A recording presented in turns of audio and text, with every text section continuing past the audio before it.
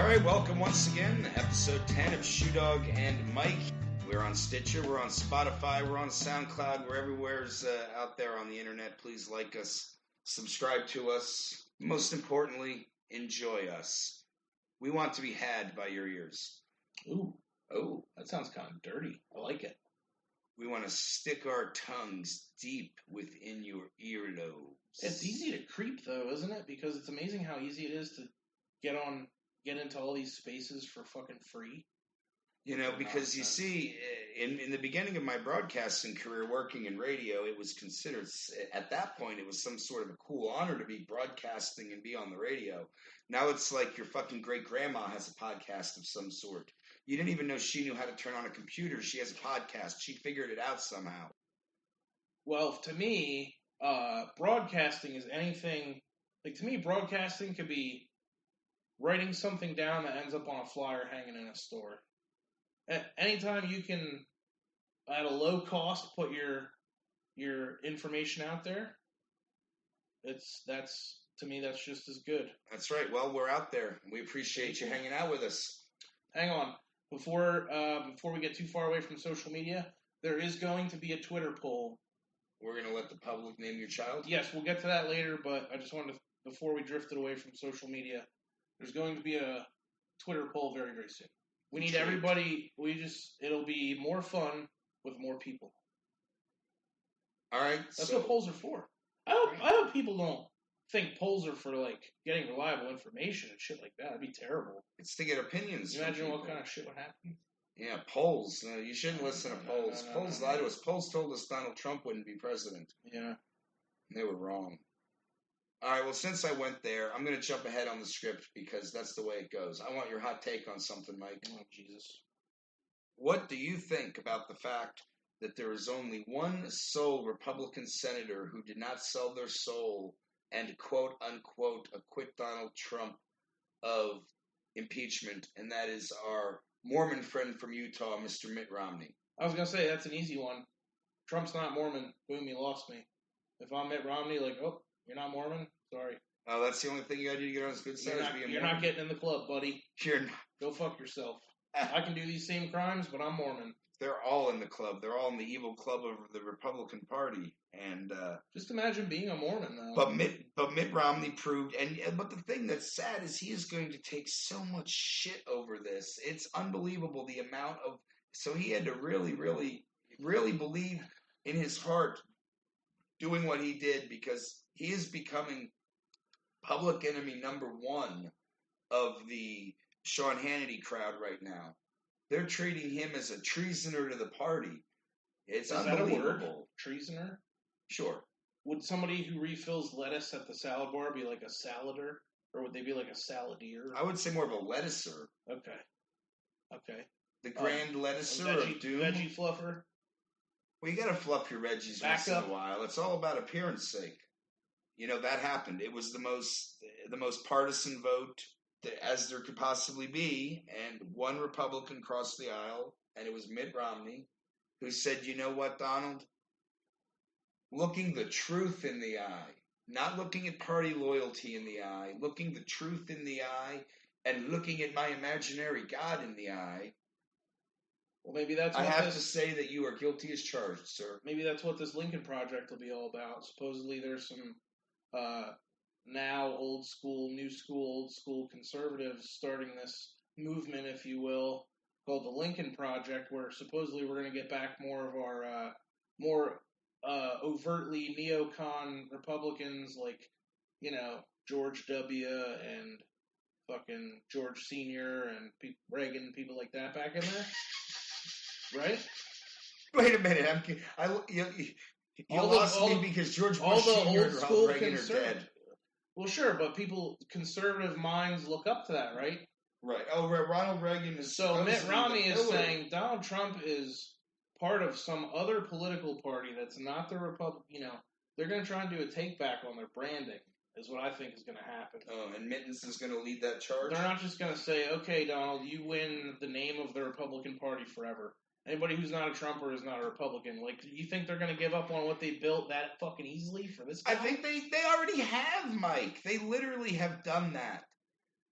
Every Republican has proved that they will look the other way at absolutely anything that goes on in the government so that they keep their stronghold of power. And God knows they're afraid to scare off the Fuhrer because Donnie might make a mean tweet about you, and then you won't be reelected by them yokels down there in Tennessee. It's really all it's come down to. This is really depressing. It is depressing. Can we talk about wrestling? That's why we're drinking beer while we're doing this. Yeah, can we talk about something else? Okay, well let's talk about the most current thing here. Not even current, but I wanted to talk about it. You want to talk about it? I brought this little gimmick here I brought out on the table just so you could look at some 49ers swag while we recorded. It's better than a gimmick. Just so you could enjoy the thoughts of that Super Bowl of a moment ago. That Super Bowl where your lovely 49ers led for 3 quarters, only to be overtaken by the Sultan of Sauce, Andy Reid, and the Kansas City, Missouri Chiefs. Did you just try to coin that? I did. He is the Sultan of Sauce. Oh, man, I'm really grateful that that's not actually a trending thing. And if you'll notice, I did correctly point out Kansas City was in Missouri, not in Kansas. I'll make it your mission to get Sultan of Sauce trending. That's your new job. Hashtag the Sultan. Yep. No, that should be JR's not the. nickname. Don't waste hashtag space. You only get so many. You don't want the hashtag Sultan of Sauce. Hashtag SOS. Sultan of Sauce. I think that has other connotations and it just means nothing. Doesn't matter when it's trending. Haven't you learned? Everything's equal when it's trending. You can see that Hurricane Maria is trending, and you can type like, "Hey everybody, look at this watermelon I poured liquor into." Hashtag Hurricane Maria, and people that are looking for Hurricane Maria shit are gonna see it. It's a corrupt Boolean. It's a corrupt way of operating a directory. Okay, well then, so can we put out hashtag Crooked Hillary so we get some Trump tards to listen to this show and really? I bet you that's probably trending on Twitter every day of the year. I don't see why it wouldn't be. It will be till the day that woman dies, and 5 years thereafter. They'll be talking about her emails in 2043. We're really off on the wrong foot, man. You're really bumming me out today with this. This is all bad stuff. This is all negative. It's negative. It feels the negative. truth. It feels heavy. Well, you know what? You're. What do they say? What do the kids say? You're harshing my buzz. You're harshing my mellow. Look, every now and again, you gotta. I'm trying to make up for last month when we said titties straight for 5 minutes. I'm trying to add a small bit of maturity to this show. I'm over here trying to make the most of my time and enjoy a locally produced delicious beer by Trogs called Nugget Nectar, and you are harshing my buzz right the fuck up. But on that point, since you brought it up, I will say that if you compare the two, with the benefit of hindsight to me now, yes, the Super Bowl was a lot more entertaining than everything that went on with the political world during that same stretch of time. And Super Bowl was better quality entertainment. Everything more entertaining that was going on in the political world. But let's put the game was better than all that shit put together. Especially the halftime show, which my dad just about got an elderly boner for. Well, that halftime show was the most booty-shaking spectacular we've ever seen from almost 100-year combined age of women. I mean, that's a rusty stripper pole right there. Hey, it's better than having that kind of shit out of a woman who is 100 years old. Where's Mae Young when you need her? Yeah, there's some chick out there somewhere that probably does that, but we don't need to. GrannyStrippers.com? Yeah, we don't need to go down that scabby rabbit hole. I think any rabbit hole is worth exploring. You just got to try to somehow know when you can pull yourself out of it. So, the Super Bowl happened. Where did you watch the Super Bowl, Mike? In the hospital. You were in the hospital. I was in my wife's hospital room where she had already moved up a floor after giving birth to little baby, beautiful Olive. And literally, it was a decent room for a Super Bowl viewing. I mean, aside from the fact that the sound comes out of the remote control. Oh, yeah, you had that high quality. Aside from that, it was decent football viewing. Yeah. I had also the benefit of being able to do a Wawa run right before kickoff. I was going to say, if you were limited to hotel cafeteria food for your Super Bowl halftime, that would be pretty sad. No, man. I went to Wawa. I got quesadilla. I got one of those sourdough melts. You ever have the spicy Italian one from there? It's a gem. Not from there, but that's the kind of thing that's so gem. Right up my alley. Sourdough with Italian type sandwich would be great. Oh, yeah. I had some buffalo chicken bites. I mean, I really gave Wawa the business.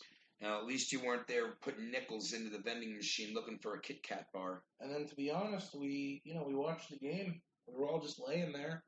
We were really shot. It had been a super eventful weekend already up to that point. And then the game, normally the Super Bowl injects some adrenaline into people's weekend. Because February otherwise sucks. You were already there. February is usually a shit month. People get depressed in February. People drink in February. People quit their jobs in February. Only in February? They break up in February. Well, it's notable. It's notable for February has more drinking. This is statistically proven. I'm thinking it's getting there if it's not already there. More snow days. Either or. But it's a bright spot, right? And it was already a bright spot that my team made it. But Olive Coming made it a way, way, way brighter spot. So the fact that they lost, to me, was not devastating. It wasn't like I had waited, as a Chiefs fan, waited 50 years for my team to get back in the Super Bowl. Chiefs deserved it. I'm 70-something fucking years old. I'm like, this is my last chance to see it. Then yeah, I could get it. But, I mean, for me, it was like, well, I wish they had won. Yes, I do. But I enjoyed watching the game. I enjoyed being in the hospital. Wow, nobody's ever said those words in the same sentence. I really enjoyed being in the hospital. Because I was fine, man. They hooked me up with that recliner. If you've never been, the maternity wards and hospitals often have a recliner, which is intended for the male or the other partner who's not birthing to enjoy the respite of a good place pretty to soft, sleep pretty decent chair. Which, if you did lay it back as far as those things will go, you'd be in pretty good shape for sleeping. I mean, unless you're somebody who has to be all fucking... You have to be a perfect little motionless burrito to go to sleep. Yeah. But if you can sleep on, rough surfaces somewhat, then those recliners in the maternity ward are fucking key. Better than sleeping sitting up in a chair. I will say this. Watching the Super Bowl, I had my feet up the whole time. Boom. Which, if I'd gone to a bar or I'd gone to a party, I'd probably be standing for most of the game. Yeah, exactly. That's what my Super Bowl experience is usually like. And you're right. They were ahead by a significant portion for most of the game. All fell apart in that fourth And then they quarter. decided that they had already won, and they were bragging to each other, and they were celebrating, and they were, some of them were probably tweeting or whatever. Mm-hmm. And the game wasn't over. They could have just ran the ball all the way to victory. But instead, they're like, here, let's have Jimmy throw a few fucking balls and see what happens. We're already winning. We're going to win this game. And then the defense is like, meh. A little pick six. We got him to throw 2 picks already. Mahomes doesn't throw 2 picks in a game. He scarcely throws 1 pick in a game. So, but they were thinking to themselves, oh, we nailed this motherfucker down. Like, you're done, buddy. Yep. But he wasn't done. You have to look at the clock. If you ever want to know about a sport and what it takes to be a winning team or player in a sport, you just have to ask yourself, is the game timed or not? Because if it's running on a clock, then that's the only thing that matters. The last minute is the most important minute. The Niners brought about 48 minutes of football to the field. That last 12 minutes, it went wrong. Well, I'm not really let down as a Niners fan. Of the team. You shouldn't be, man. Because they went from 4-12 to the fucking Super Bowl. Number one, I think they're bringing back almost all of their starters next year in some way or form. Right. I think they're going to probably slap a tag on somebody. I would think Armstead would be a candidate for that. I would also think that they're going to spend a shitload of money to extend George Kittle to a multi-year deal. Because he is not going to work for rookie money anymore after the years that he's been having. He set a fucking regular season record last season, and then this season, he had all these touchdowns, and on top of that, he's becoming his own, brand. Yes, but... So now they have to throw all this money. They're under no obligation to do so, but they better, because if they don't make him happy now, if they don't give him a raise now, his contract expires, it doesn't matter what they offer him. He'll be so pissed. It's a goodwill gesture. Yeah, he's still in that 5-year window of where they can be like, hey, you're doing great. And they don't really need to pony up right away. Right. But they're going to have to do that as soon as they can. Well, that's what I'm saying. They got to keep him. If they want to keep him in the long run, they got to make him happy now. So with doing that and with try to keep this D-line fully intact, there's absolutely no reason why they can't just go back to the Super Bowl next year. Barring a significant injury. Well, again, you're counting on your guys being healthy all year, and think about how rare that actually is in football.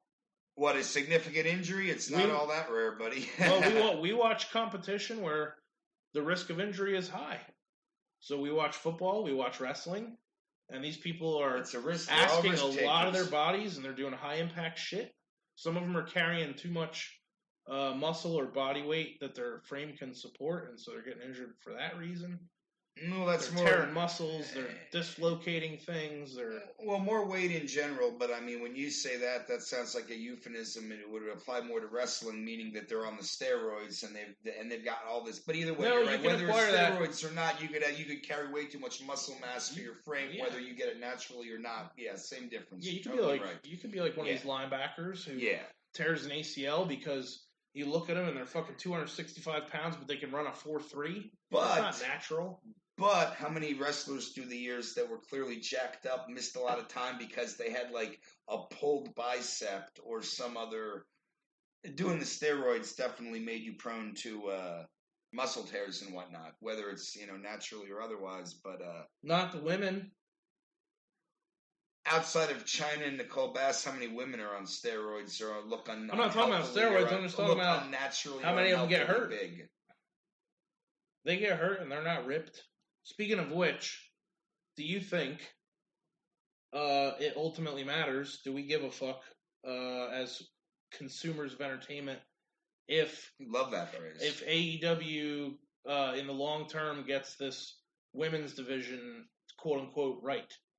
Do you think have they already kind of committed to being like, well, we're also gonna, or do you not really give a shit if it fizzles, or what do you think? Well, I'm sort of the wrong person to ask. I mean, obviously you have no chops. No. I'll put together an opinion on it, but you know that I'm not somebody who generally prefers women's wrestling as a division or otherwise. Whether they have a full-fledged division with multiple evenly keeled contenders and angles and whatever, or if it's like a lot of the older women's wrestling was, where you have a champion and one or two rotating challengers. Okay. All the leagues right now are trying to have a women's division. I think with 4 brands all trying to stock a women's division, that they're spreading the talent roster too thin. I mean, there's a lot of good women out there, but I don't think each, the 4 major shows, meaning the 3 brands of WWE and AEW, and that's not counting the countless indie leagues and everything else. Every one of them is trying to have a, quote, you say the phrase, women's division of, 15, 20 girls. And I don't think there's enough roster depth to fulfill that. So is the lack of roster depth a symptom, or is it the cause? Because I would argue that it's a varying degree of commitment to having a women's division. The WWE is obviously under a ton of pressure to make a successful women's division because they're a publicly traded company and they're affiliated with like this, family branding. And so they better have, because these little girls are making their parents buy Alexa Bliss t-shirts and stuff. And so they have to have a good women's division. Do you think that if you strip away the branding and the letters in front of the name of the promotion and you forego that, does every wrestling league or federation need to have a women's division? Exactly what I was going to say next. Exactly. Being said what we say, WWE, between their 3 brands, have some of the best women tied up. AEW has some decent women wrestlers. Who would you call decent? Go. Quick. I like Britt Baker. I think she's a decent wrestler, and she's, recently cut some interesting heel promos. Right. I give her credit. Okay. We're not going to sit here and quote old Jim Cornette all week long, but goddamn, that show is filled with fucking Japanese schoolgirls. There's at least 6 Japanese girls wrestling on that show that you couldn't tell one from the other in the police lineup unless the one was actually dressed up as fucking Freddie Mercury like she does. And can I tell you which one that is? You're goddamn right I can't. I just know one of them dresses up as Freddie Mercury. I don't know about Japanese girls on AEW, and they're all very talented. I don't know about 6, maybe 2. You know, I'm not counting down any of their ability, but you're exactly right. I think AEW doesn't really need a women's division. Okay. They've got one show. They should focus on what they're doing. Maybe if they had a second show, that'd be different. I think AEW would be better not having a women's division just because. I think they have one just because. Okay, but as a fan who's going to get this content pushed to you whether you ask for it or not, what do you think then at large of AEW's women's division as it stands today? You would pretty much just throw Britt Baker out there as like the brand ambassador and say this is who they got? Well, you know what? There's we didn't bring up of them. And truth be told, I actually kind of like a lot of their women's roster, which is ironic based on my previous statement. Yeah. I like Britt Baker. She's legit. Mm-hmm. Nyla Rose is what she is. She's legit. She's a unique character to have as part of the league. Yep. Awesome Kong I like. Although we have seen virtually none of her. Exactly. So ironically enough, while you're making me contradict myself, I sound like a fucking politician. While I say I don't think AEW needs a women's division, I also say they have some decent parts of their women's division. Let's just pretend, for the sake of discussion, that all that stuff is always going to be compulsory.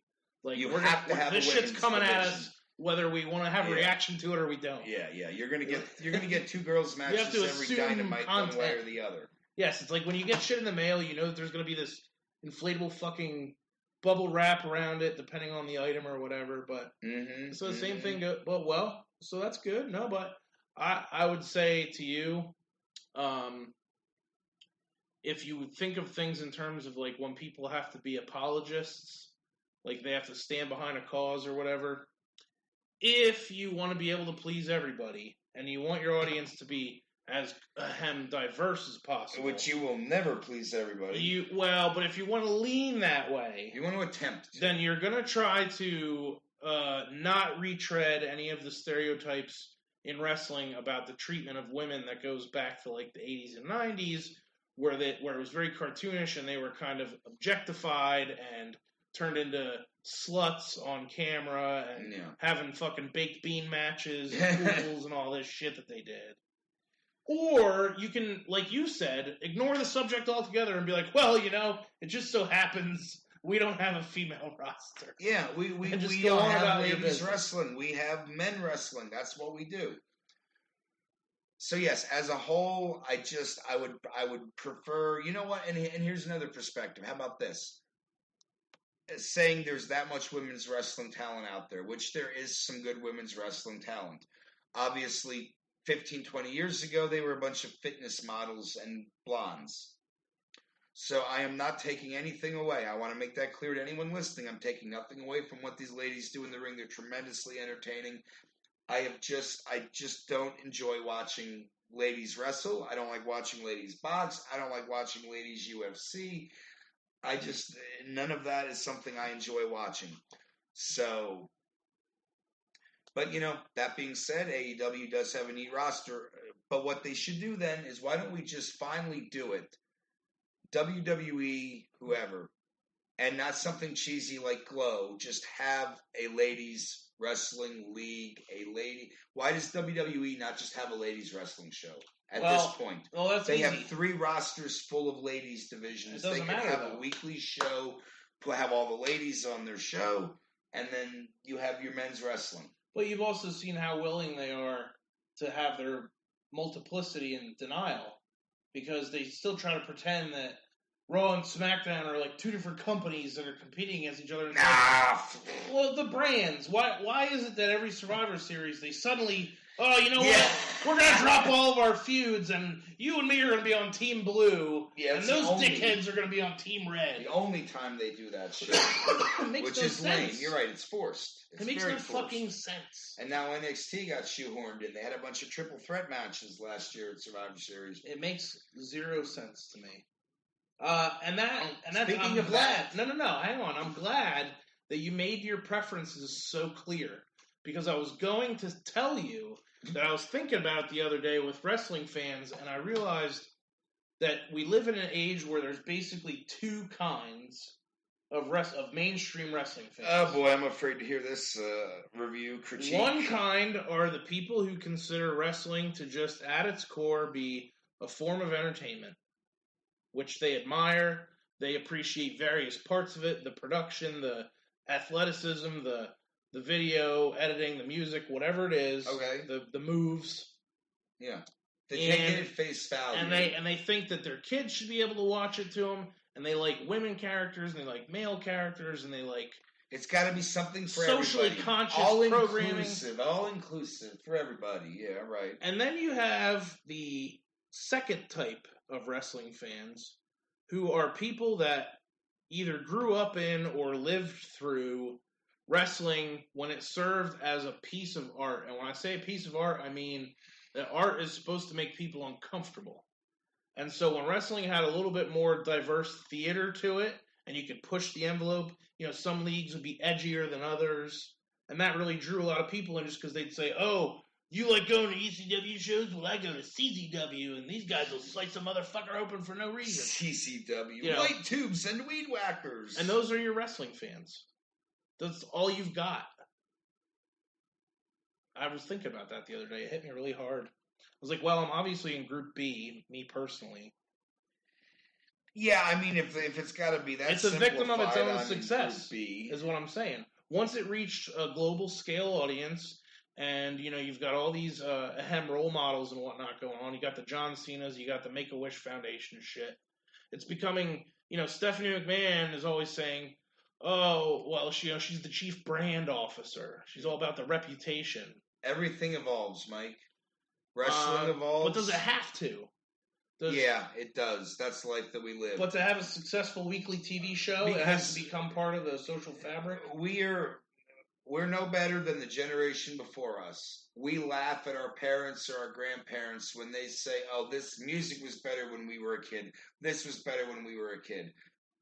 We are now talking to a younger generation of people saying, this wrestling now, I mean, it is what it is, but, you should have seen Stone Cold and The Rock and Bret Hart and Ultimate Warrior and all these guys. And when we were kids growing up watching Ultimate Warrior, Hulk Hogan, the people who at that point were approaching the age of 40 were saying, like, yeah, well, Bruno Sammartino and Pedro Morales were the guys. Fuck Hulk Hogan and the Macho Man. And if you're in music, the music from 30 years ago is never as going to be or the music now is never as good as music 30 years ago. I hate to say it, but we have now become our parents.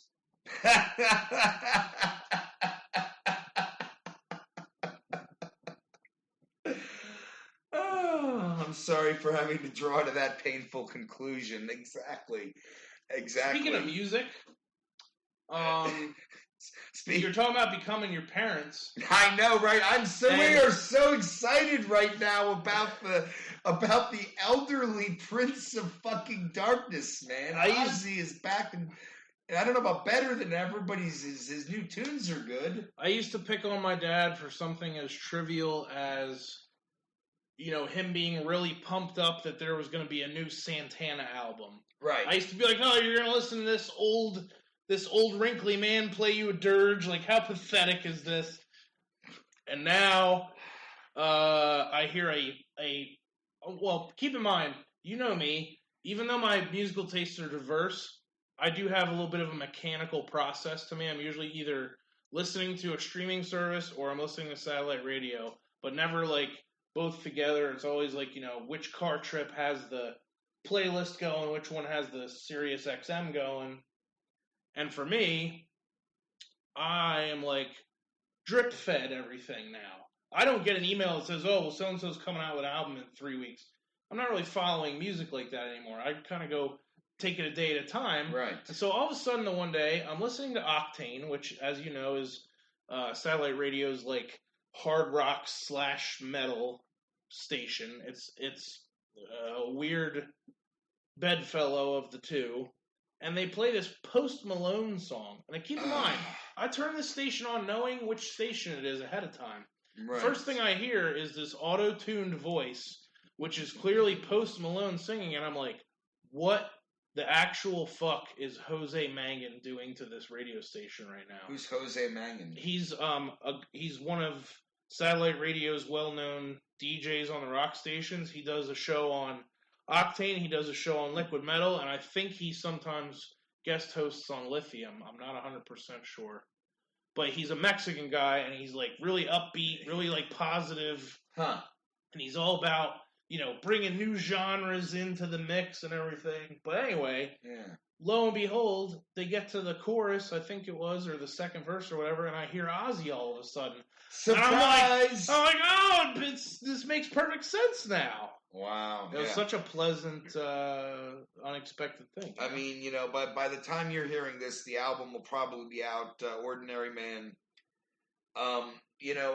With Ozzy's, Elton even. Bringing everybody the title track relevance. Elton John. Oh, yeah. All the hottest new stars like Elton John appear.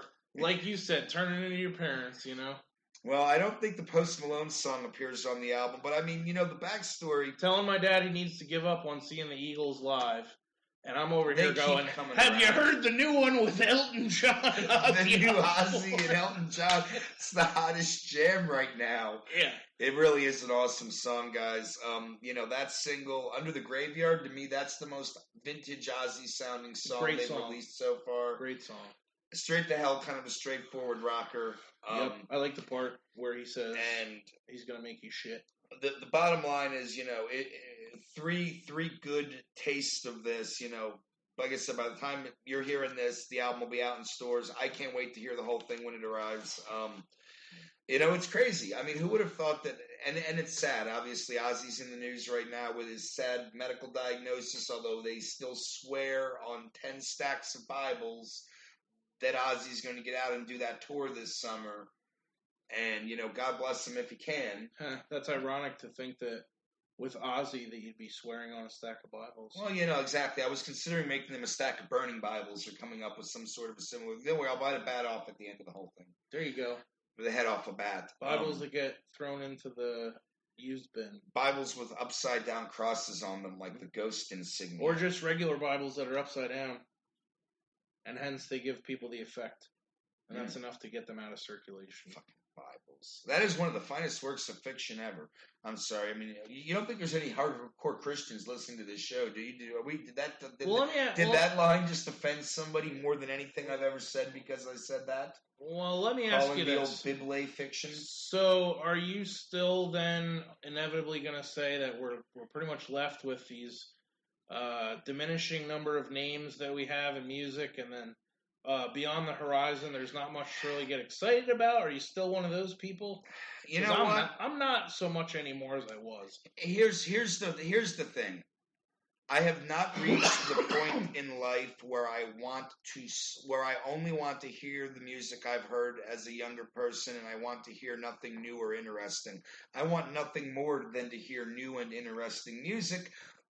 The problem becomes it is exceedingly rare that when I do hear new music, I find it interesting. Mike has introduced me to one of the more interesting pieces of cool new bands lately, and that is The Who. And I'm not being cute and funny. They are called The Who, the H-U. They are a Mongolian folk rock acoustic band. They do throat singing. They're very unique. I guess they have a couple singles out right now with some well-known metal guys on them, kind of trying to cross it over a little bit. Yeah, I'm glad. Give me a little rub. I'm glad you threw that in there because I want to say that I want to have a debate with some of my friends who have like-minded musical tastes to find out what they all think about whether or not these guest vocals are even necessary or whether they improve the song. No, they don't. No, dude, that song Wolf Totem is absolutely awesome. It doesn't need fucking homie from Papa Roach in it. I'll tell you right now, if you go on Spotify and you pick the song by its title, it's going to default to the one that does not have a guest singer on it. It comes up to the one with no... Yeah, they are a very, very interesting band. Is that, to you, is that whitewashing something? What do you mean by whitewashing something? Do we have to have the guy from Papa Roach because without him it's just a bunch of weird Mongolians? You mean it's the equivalent of Elvis recording all that black music? Well, no, it's not quite that. Is that why you call it whitewashing? It's not quite that widespread. We're talking about one band. You know, Elvis made the black music palatable to the white man back in the day. Why? No. That's what Elvis did.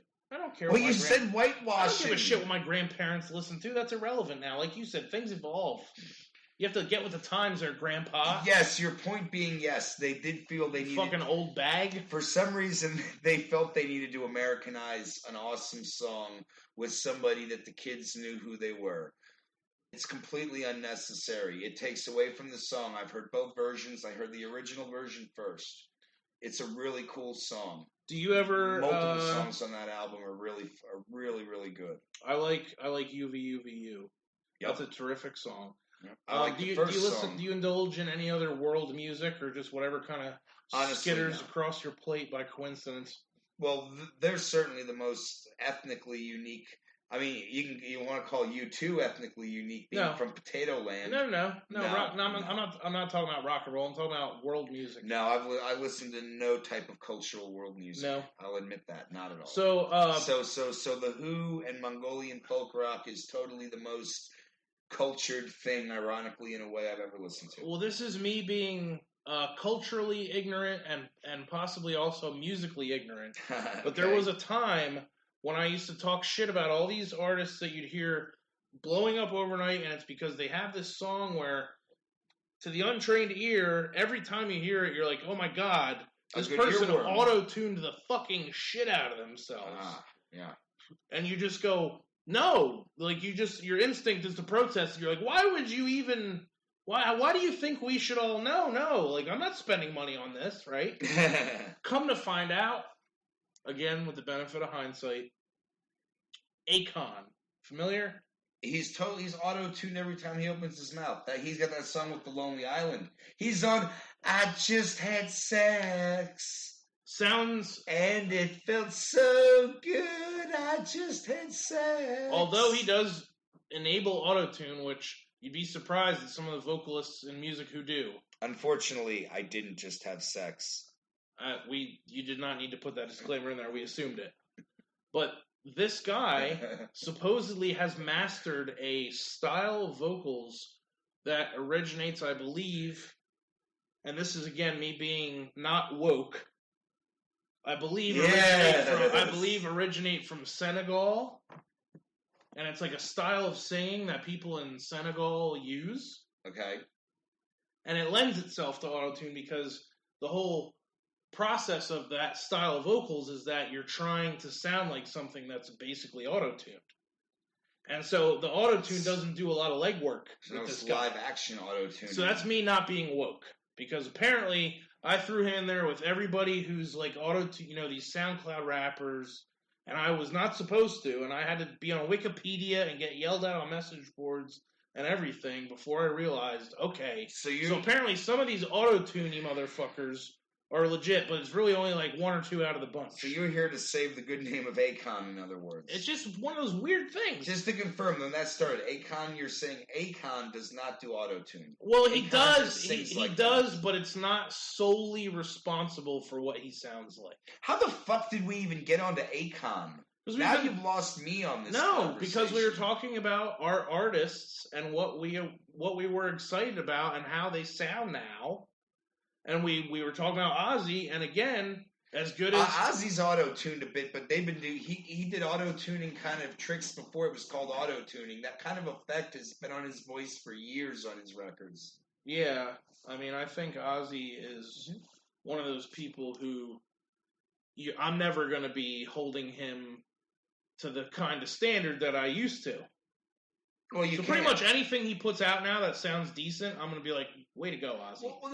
But he is such a crack band for this album, man. Slash, Chad Smith, and I'm sorry, I know there's a third person, I'm not recalling whom it is. Oh, I don't either. You know, he basically has a rock and roll supergroup who got together and said, we got a week, let's make an Ozzy album. Right.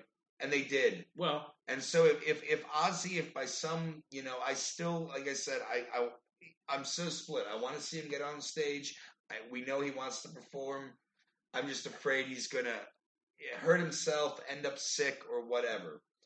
if he were to leave himself, and if this tour ends up not happening for legitimate medical reasons, and he leaves us with this what looks like it's going to be a really good fucking album as the last piece of his career, dude, like David Bowie. Have you ever listened to Black Star, that the last album he made while he was dying? Or at least heard parts of it. I was going to say as much of it as Alex would have had me involved with. Dude, she was always a huge Bowie fan. That album was so incredible. Like it's sad to lose somebody, but when an artist on their last maneuver puts out something that incredible, it's magical. Yeah. And I'm not saying I want Ozzy to pass away next month and not live to do this tour or not whatever. I just want him to be safe. I don't want him to go out on the road and put himself at risk of getting sicker trying to do something he shouldn't be doing. Well, it becomes a much easier question for you to ponder if you're not someone who's a fan of that type of music. If you like nothing but jazz, and you're like, oh, and someone just objectively tells you this man, and then they give you his status and conditions, wants to do this, you'd probably be like, that's a bad idea. All right, well, the Old Jazz Guys is an interesting example because they are certainly notorious for continuing to play well into old age. That wasn't intentional, though. Yeah, but you bring up a point, though. I'm saying someone who doesn't care for that genre to begin with. So if you say Ozzy, they don't immediately get all, oh my God, Ozzy! Yeah, they're like, okay, I know who the fuck that is. He means nothing at all to them, exactly. If somebody tells me, he means a little more to us. Yeah, if somebody tells me a big name in country music, I'm like, okay, they're like country megastar, and then they say Keith Lee or whatever, and you're like, sure. Well, yeah, didn't like half of Brooks and Dunn or somebody die in a helicopter crash in New Jersey a year or two ago? I do not know where the fuck. Montgomery Gentry. One of the guys from Montgomery Gentry died in a helicopter crash in New Jersey on his way to a concert there within like the last year or so. Exactly. And you were like, oh, okay, whatever, this happened. Okay. But either way, I hope none of that happens. I hope Ozzy, admittedly, he might have to sit in Axl Rose's throne the whole time, / Dave Grohl's throne. I guess it started as Dave Grohl's throne. I, for one, will not be going to see him play. The odds that I would go if somebody told me I have a free ticket to go see Ozzy, do you want to go? Even those are at best 50-50. You would go to say you saw Ozzy, but you would be sad at what you saw. Yeah, I don't even know that. Not disappointed because doesn't have it. But we'll put it to you this way: it would be painful to watch. Let's pretend for a second, and this is not a perfect analogy, but let's pretend that you are not at all a fan of the sport of hockey. You could give two shits about hockey. Guilty. But you watch the game because you want to see a fight. Now, presuming no fight takes place, you know what? Nothing even gets even that heated to where you're thinking there might be a fight. Do you give a shit of the outcome of the game? You shouldn't be there not. If you don't. Probably not. So, when it comes to Ozzy, the only benefit I seek of going to see him play would be to hope that somehow, through all the, grit and the grime of it, that he would put on a halfway decent show despite his condition. And you would be there for like the old, give him hell, Ozzy, like to be impressed by what he could do. Exactly. But if I'm not even that much of a percentage optimistic about it, I'm not even going to lift a finger. I saw him twice back in the day. I saw him at the 2002 Ozfest. Imagine growing up. Imagine you're roughly Ozzy's age. You're a couple of years younger, you're a couple of years older, whatever the fuck it is. Imagine someone saying to you now, do you want to go see this guy in concert, right? The time to do that and have it be a cool throwback thing would have been in like the mid-'80s. Right. Oh, yeah. Oh, yeah, remember the guy from Black Sabbath? Yeah, like if you haven't gone to see Ozzy now, what the fuck have you been missing? Except for the younger generation. And you've said this in the past, that's part of what keeps these old guys going is because there's a constant demand. People come out and there's new generations of kids.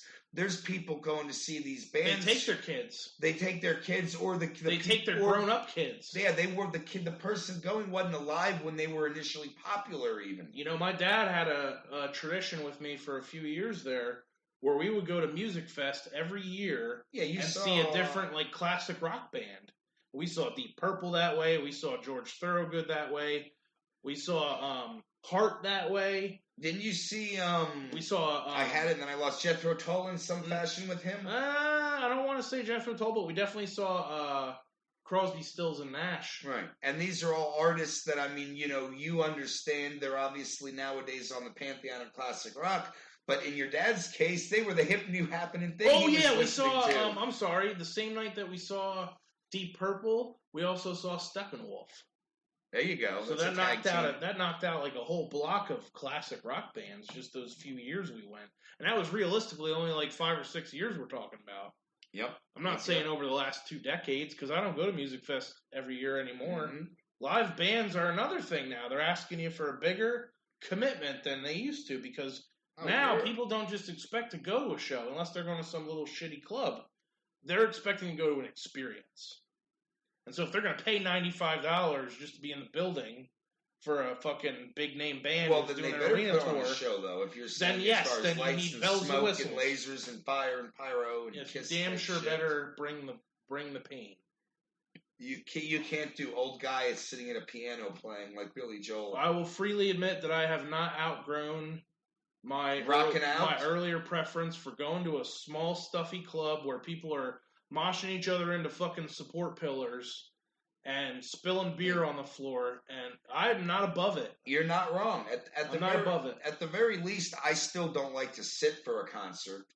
I would much prefer to be on the floor in some fashion. I don't want to use the term in the pit, meaning like a violent mosh pit, but I would rather be in a standing room general admission floor environment for any concert. Fuck yeah. Because you feel like you're really in as part of the show then. When you're sitting up in the balcony, you're just kind of looking down, watching. In another contrast of eras, when I took my dad to a Father's Day concert at Croc, which I believe he had never attended a show at before. I miss Croc. He saw Clutch with me. Right, yeah. He was like, you guys were way ahead on Clutch. He was less than pleased that everybody in there was standing up. Because apparently, among his ilk, it is custom that you sit down at a concert. There's no place to sit down. And you only stand up when someone warrants a standing ovation. Or when you're going to the bathroom or intermission or whatever. These old people. So what? I don't know. Did he want to sit on the floor Indian style while the band was playing? Well, he was kind of aggravated about this whole human ocean sensation, which you've been to enough shows at Croc. You just go with the flow. You know how it is. You're not really fully in control of your body, but you're somewhat in control. You just got to go with the flow. You can at least orient yourself some way. So it was very full that night. You know when you're able to push people and when you're not. So the pause was not feeling it. And I'll always remember that as being like a signature departure for me, and like, knowing the difference between my generation of music and like the one before me, the one after me. Because now when you and I, or you and me and anybody our age talks about music, one of the first things we always do is make fun of these pop acts because of how fucking nonsensical and garbagey and fucking lazy and shitty it is. Nobody like, you fucking losers! Like, this is the shittiest garbage I've ever seen. And nobody picks up a fucking instrument. We don't even give it the time of day. It's just like, oh, you bunch of fucking jerks! This is terrible. Get out of here. Mostly, yeah, we don't give it time. I mean, you wonder with our parents because they were wrong about some. They were wrong about some, but remember when way back when it was like an act of rebellion. It was you breaking from your family if you liked heavy metal music. Oh, sure. Well, it was the work of the devil. Yeah, well, you were abandoning everything you knew. Yeah, it was absurd to think what people... Yeah, the things that people got their panties in a ruffle about back in the day, or cussing in albums and needing the lyrics and the whatnot and the warning labels. It's like, now we have real problems. Then they had real problems, and that's the shit they wasted time on. Yeah, well, and plus, a lot of people are turned off to the idea of really, quote-unquote, supporting a band because in today's economy, to support a band probably doesn't mean you buy the latest copy of their CD. It probably means you go see them live. Right. And you buy their T-shirts and their sweatshirts. Absolutely. Yep. So if they're coming to, now everybody's going to have their tiny short list of bands that they say, oh, these fucking people go out on the road, I'm going. Absolutely. But we both have those bands. Beyond that, you could really, really like somebody. I'm sorry, I'm never leaving the United States to go see soil work. If I happen to be international on some kind of trip and one of the bands that I like to see is international, then sure. But I'm not going to hey, I'm going to fly to Norway just to see this show. No. That's a little bit too deep of a commitment. And now you've got people who would rather not even go to a show that's at the casino an hour from their house because they're with Amazon and everything. You've got people who are total Howard level fucking shut-ins. Don't want to leave the house. Fuck that, man. Go into a concert, a sporting event, whatever, a wrestling event. The live experience of an event is the thing. It's where all the money is. Because otherwise, if you are believing the hype of the moment, you're going to be reticent to even, regardless of who it is, you're like, oh, whether you can afford the tickets or not, like, oh, I don't want to get my wallet stolen. I don't want to get the coronavirus. I don't want to pay $11 for a beer. I don't want to have to drive 2.5 hours to get home. You wouldn't go to China to see soil work and get the coronavirus as an extra added treat? You don't have the coronavirus, do you? You're not going to, infect me with something evil. You did have a bad flu a little bit ago, but, we got through that. Oh, you know what? Since you asked me, fun fact. Maybe you knew this, maybe you didn't. I like fun facts. The coronavirus is not actually a name for the condition. Coronavirus is actually a type of virus. So, if you want another example of what a type of coronavirus is, you could say that the one we're all worked up about right at the moment is a quote-unquote novel coronavirus, spelled just like the word you're thinking of. Okay. That is apparently one type. And that's the one that, at the moment, everybody's saying, oh, this particular coronavirus. However, did you know that the H1N1 was a coronavirus? That was SARS, yes? Hang on. No, SARS is its own thing, is not under H1N1. SARS was its own standalone thing, but yes, SARS, and why that's important is because when you look at all those diseases who are of similar subtypes and then they kind of drift apart in certain little demographic ways, if you boil it down to numbers, it's not actually really all that big of a deal. From what I'm reading. Right. My understanding... Well, of course, it's like anything. It's just being blown out of... I don't want to say blown out of proportion because it is important, but of course it's being treated as some... Well, H1N1, for example, they originally... Massive health crisis. They thought that they were suspicious of at least 10, possibly 20 or 30 million people that had contracted H1N1. However, of that number, a very small portion were confirmed cases. Turns out the crazy part about that, though, was that even after they said, okay, here's the confirmed ones, now, these many years later, however many years it is, I'm not sure, they have the benefit of doing they did a retroactive study, and at that point, which, you would gloss right over it normally, if you see it buried in the footnotes. It doesn't matter now, it's not a deadly virus any longer. Yeah, however, when they recalculated, they came up with more like almost 300,000 dead total. Like 280-something K. Which was, that's fucking way bigger than what they were going by originally when it was still a current thing. Right. Now they're like, oh, actually, yeah, devastating. Look at that. Who fucking knew? We're not going to have that, though, with the coronavirus, I don't think. And then you think about what was the other one that they had with the Olympics. Remember when we had the Olympics in Brazil? Everybody was freaking out about the Zika virus. Oh, that was Zika? Yeah. And we had the avian flu. We had... There's always some kind of It's like the boogeyman almost. Not to sound like one of these tinfoil hat Salisbury steak-eating Alex Jones subscriber people. Wait, what does Salisbury steak have to do with being some conspiracy theorist? Dude, we know they eat frozen dinners every night. They're too busy going on the dark web and listening to... their twisted podcasts. It still doesn't mean they're nothing like this one. Still don't mean they're eating Salisbury steaks. Comparatively, anyway, Zika, that was more widespread, but not as fatal, and that's already come and gone. That was 175,000 confirmed cases. How many deaths? Don't even know, but not significant. Right. Not a significant amount of deaths. So either way, in all these cases, the initial fear is just and if totally overblown. Because you can't look at numbers. Like, you know how you ever get sick and you go on WebMD and you start Googling your symptoms and you're like, oh, fuck, I have, rheumatoid arthritis or whatever. You ever have that happen? I don't have a rheumatoid arthritis. No, I'm not saying. I've been saying, have you ever looked up a symptom? No, I don't know. I don't play those games. I'm healthy. A lot of people I feel do. good about myself. Well, I ain't no fucking hypochondriac. Some of us get curious when we're making sounds like you make sometimes. And we look it up on the internet. I consider chest pain a daily issue. Okay. So, but if you were just one of those people who glances at stuff, SARS, remember when everybody was freaking out about SARS? Yeah. SARS killed 10% of the people who got it. Oh, wow. And you're thinking, oh my God.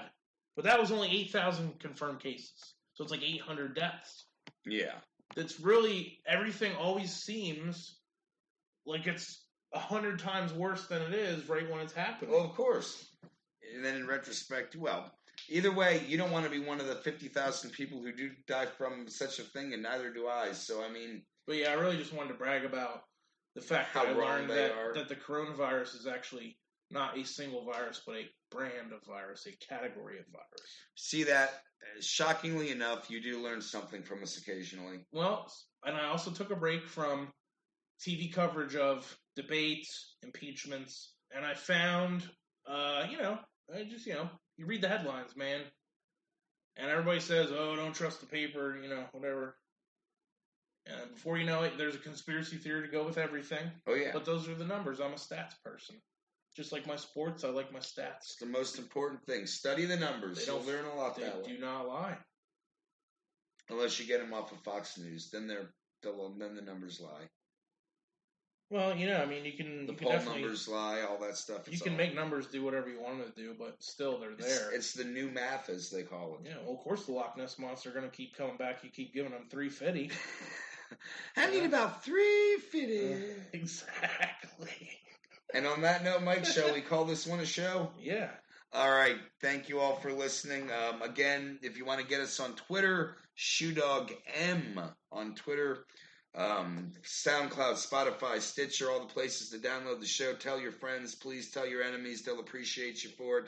Subscribe, like, and listen. Mike, do you have anything to add? No, actually, I'm satisfied. Also, you I probably always forgot, leave Mike satisfied. You did forget to mention that even though it's not the most convenient thing in the world anymore, if people want to, they can still subscribe to our YouTube channel and enable the notifications. Thank you again for listening. Shoedogg and Mike on the way out of here. Remember, you got an hour to waste. Why not waste it with us?